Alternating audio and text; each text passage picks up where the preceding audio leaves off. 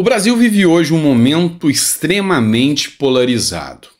Dependendo do que você fala, dependendo de quem fala, dependendo de quem você votou e de qual ala político você se alia, você vai ser condenado, processado e talvez até censurado.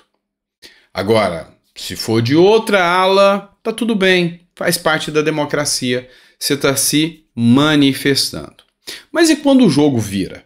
Quando a coisa troca de lado e aquele que estava se achando protegido demais é o alvo da história. Vamos falar sobre isso? Bora comentar um pouquinho. Não esqueça de deixar o like, tá? Isso é muito importante. Eu sou pidão mesmo, porque eu preciso. E depois que eu passei a pedir, aumentou o número de inscritos, aumentou o número de pessoas que acessam o canal, aumentou o número de gente informada. Então, vá lá, não custa, dá essa força pra gente, vai. E se não for inscrito, inscreva-se também. Bora falar do Jean Willis? Vamos falar desse caso aqui. Essa publicação aqui foi do MBL, Movimento Brasil Livre, que anda sumido ultimamente, né? Na gestão Lula ele anda sumido, tem medo de falar as mesmas coisas que ele falava na gestão Bolsonaro. Mas tá tudo bem, tá? Só uma observação aqui. Justiça. Ministério Público pediu que Jean Willis apague postagens contra Eduardo Leite.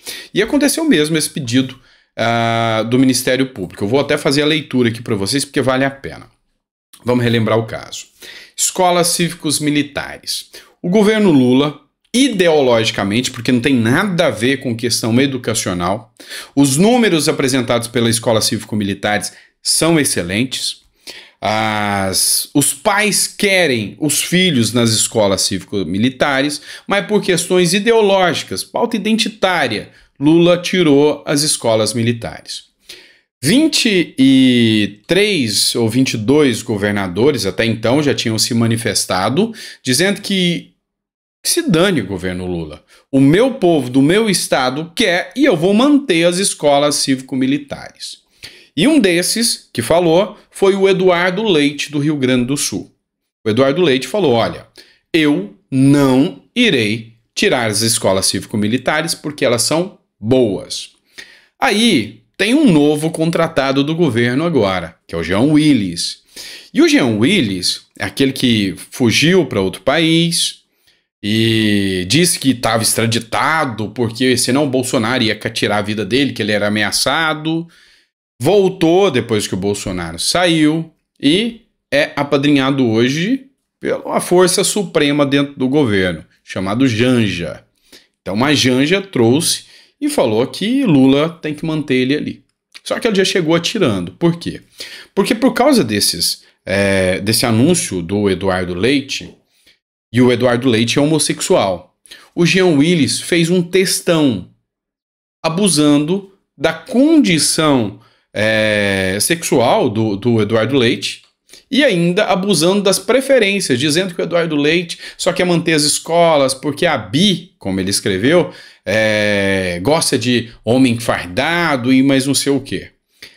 Pejorativo demais, horrível a fala dele. E aí, assim como eu sou contra qualquer um, da direita que fale mal ou da esquerda, eu sou pelo fato, ou seja, eu gosto de coerência. E aí, o Eduardo Leite deu uma resposta educada, à altura, coisa da forma que a democracia tem que ser. E falou, olha, assim como o Bolsonaro, quando fez uma piada de mau gosto contra mim, eu representei, assim como outros que fizeram, eu representei, agora eu vou fazer representação contra o Jean Willis. E essa representação deu resultado. Esse aqui é o site do Ministério Público do Rio Grande do Sul. O Ministério Público do Rio Grande do Sul pede quebra de sigilo de dados do ex-deputado federal Jean Willis e remoção da publicação que ataca o governador Eduardo Leite. Então pediu para tirar a publicação e pediu a quebra do sigilo de dados do ex-deputado federal. Faz bem em tirar a publicação. A censura prévia, e eu sou contra mesmo no caso do Jean Willis, é quando você determina a retirada do perfil da pessoa. Aquela pessoa não pode mais se manifestar. Agora, a publicação que é danosa, essa pode ser retirada, está dentro da lei, é perfeito. A publicação que é danosa tem que ser retirada e a pessoa vai responder pelas questões legais. Então está dentro da lei, está dentro da regra que o Ministério Público foi coerente.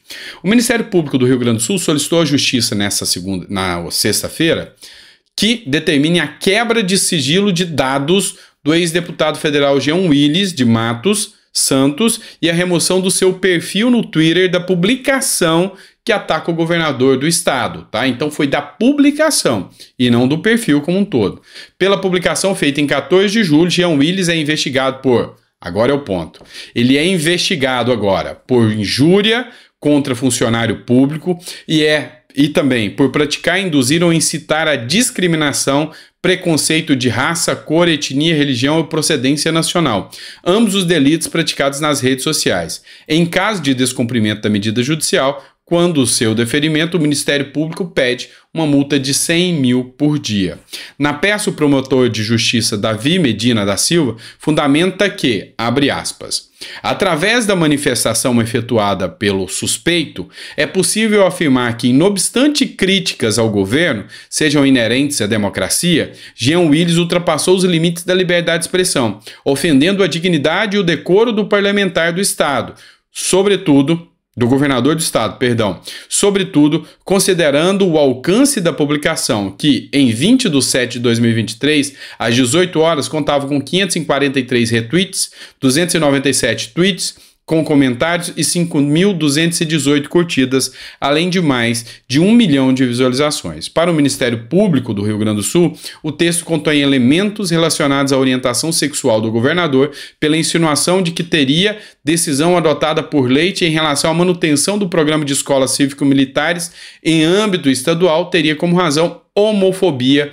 internalizada, decorrente da libido e fetiches em relação ao autoritarismo e aos uniformes. Enfim, ótima medida, excelente medida do Ministério Público. Jean Willis vai responder agora como investigado do Ministério Público. Ele já optou por oferecer a denúncia e agora ele fazer a defesa e que o devido processo legal seja garantido ao Jean Willis. Tá?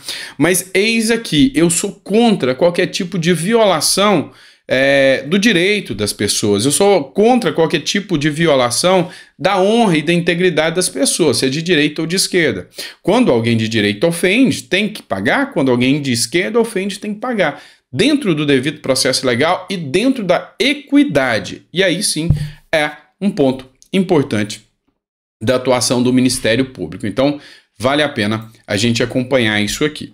A grande questão agora é que o Josias de Souza, por exemplo, no UOL, fez uma publicação aqui, ó. Olha só. O Jean Willis causa desconforto ao Planalto antes da nomeação. Num governo de pacificação, um presidente precisa colecionar aliados e evitar brigas. Nessas horas, o pior auxiliar é aquele que deseja ver o sangue dos seus adversários. O companheiro Jean Willis excedeu as expectativas, conseguiu transformar em inimigo um político que Lula se esforça para chamar de amigo, o governador gaúcho Eduardo Leite. O que é o ponto aqui que a gente tem que discutir?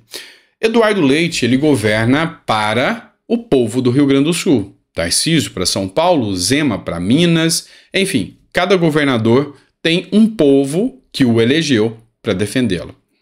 Atritos entre um governador e um presidente da República é muito danoso, causa conflitos. Tanto que o Lula resolveu cobrar uma dívida do Zema e o Zema conseguiu reverter isso na justiça, mas vai para o STF.